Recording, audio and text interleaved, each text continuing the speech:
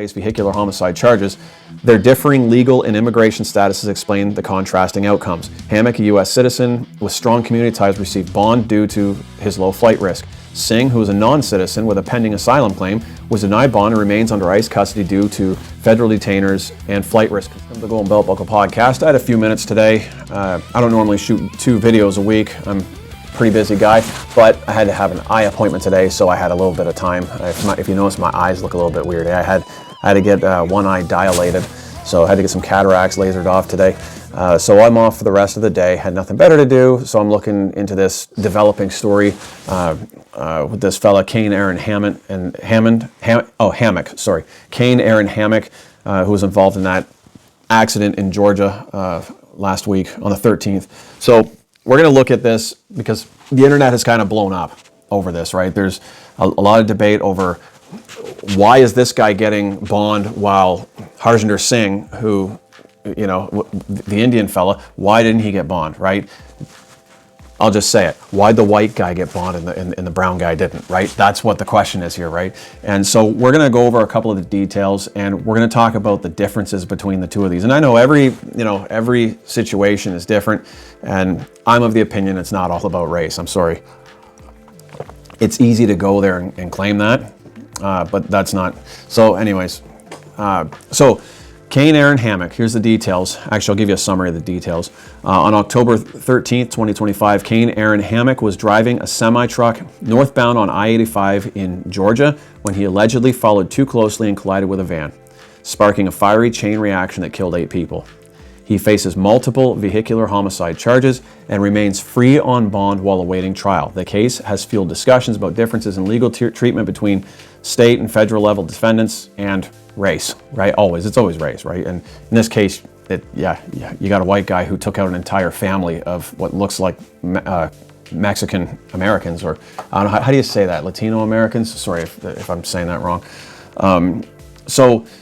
This family here, really quickly, Maribel Ramirez, let me put these on. Darwin Ventura, Kenya Ramirez, Justin Ramirez, Andy Ramirez, Natalie Ramirez, is that Kyle or Kaylee Ramirez, Evan Ramirez. That's reported by the Associated Press.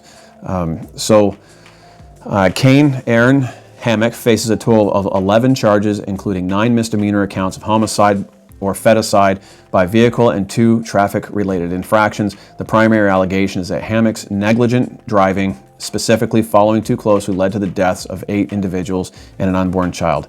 His case remains under active investigation as a pending trial in Jackson County, Georgia. So I know there's a lot of debate over these details, right? I'm reading all of the comments, and people are saying that the van, well, they probably just cut in on him, and I don't know, right? But I know that the dash cam footage, for what I'm reading here, the dash cam footage is still being looked at. The reconstruction is still being looked at. As far as I know, unless I missed something this morning, nothing has changed, right? We don't know if they cut in front of him or not, right? Now, I know I see trucks do it all the time. I see it where I see 4-wheelers cutting in front of trucks, they cut in front of me. But I also see it the other way, where a lot of times I'll have a 4-wheeler pass me very slowly in the hammer lane, and then a truck will come right up on his donkey, like they're riding his bumper, trying to intimidate them to get out of the way. So that's highly plausible. You can't, I don't know these details, right? We'll see when the dash cam comes out, but it boggles my mind sometimes when I see how close trucks are following on the tail of 4-wheelers, right? As much as that pisses you off, back off, right? It's just be patient. Yeah, even though you're paid by the mile, just be patient. So anyways, we get to this Harjinder Singh case. And again, I'm not saying, I don't know what the details are, right? Reconstruction hasn't come out yet. So why did he get bond and Harjinder Singh didn't, right? Is it just race, or are there other factors? Sorry, I gotta put my glasses on again. So let's go down this little, I put together a comparison list here between the two of them. Kane is a U.S. citizen. Harjinder is not a U.S. citizen. Kane is native born. He's a legal resident as a citizen. Harjinder, he entered illegal in 2018, later claimed asylum. His immigration status as of the accident wasn't, as far as I know, he was still seeking asylum. Asylum hadn't yet been granted to him, right? His case, he he had his work permit, but he still hadn't had asylum given, so he was still kind of in that gray area. The government knew he was there, but he was in the gray area.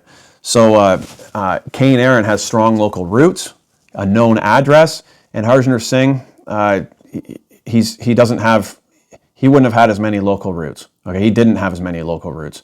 He's from India, right? But he had been there for 8 years, so I don't know. He probably had a little bit of roots, but his flight risk, Harjinder Singh's flight risk compared to Kane's was a lot higher. Kane doesn't appear to have had anywhere to go. He's got family here. Or he has family in Georgia. He's an American. That's where he's from. Harjinder, on the other hand, he could just jump on a plane and take off, right? I've seen that happen. It happens, right? It happened just up here in Canada. We had a guy do that. Just took off. The police just trusted that he was going to show up to an interview after the accident. He didn't. He just jumped on a plane and screwed off. Kane was given an $83,000 bond. Harjinder Singh, he's got an extra issue. He was denied bond, but he also has an ICE detainer active, right? Kane was released, and Harjinder Singh, he's not getting released because his asylum case wasn't decided, and ICE has a detainer on him. So even if he does get out of custody, he's going straight into ICE, and then he's being deported, right? So between the two of them, all right, I'll read you my little summary here. While both drivers face vehicular homicide charges, their differing legal and immigration statuses explain the contrasting outcomes. Hammock, a U.S. citizen with strong community ties, received bond due to his low flight risk. Singh, who is a non-citizen with a pending asylum claim, was denied bond and remains under ICE custody due to federal detainers and flight risk concerns. These are two different animals. They're not even in the same category, but even if they were both American citizens, there's other things to consider too. You see two people that don't get the same outcome, that's because they're different. It's not just because one is white, one is black, or one is brown, one is black. It's not just because of that. Sometimes if you get someone who's got a history of say DUIs in their background, if they got a history of violence, if they have a criminal history, that's going to affect things too. It's not just what your color of your skin is. That's a very simplistic way of looking at things, right? In fact, I've seen it work both ways, right? I mean, that dude that murdered that girl in the subway, or not subway, on the train in Carolina, he was let out even though he had been in jail, what was it, 15 times? The judge let him out for equality purposes. Like, it made no sense. So these are two different animals right here, and I think these are a few factors people need to address. Now, as far as, I don't know if he did this or like if he was following too closely, I don't know, but I guess let that be a lesson to you. I mean, I did some really stupid things, mostly when I was new. I'm not going to say what they were, but as one who's been out here 25 years, don't tailgate people, right? Don't tailgate people because you don't know when someone's going to slam their brakes on. Keep your phone out of your hand. Again, things can change in an instant in front of you. You could have a car cut you off, but the car could also cut you off right after you picked your phone up and we're looking at it. So I don't know what else to say about that. We'll wait and see what the outcome is. Anyways, till next time, cheers, keep the rubber side down. If you like what you see, like and subscribe. I appreciate it. Bye.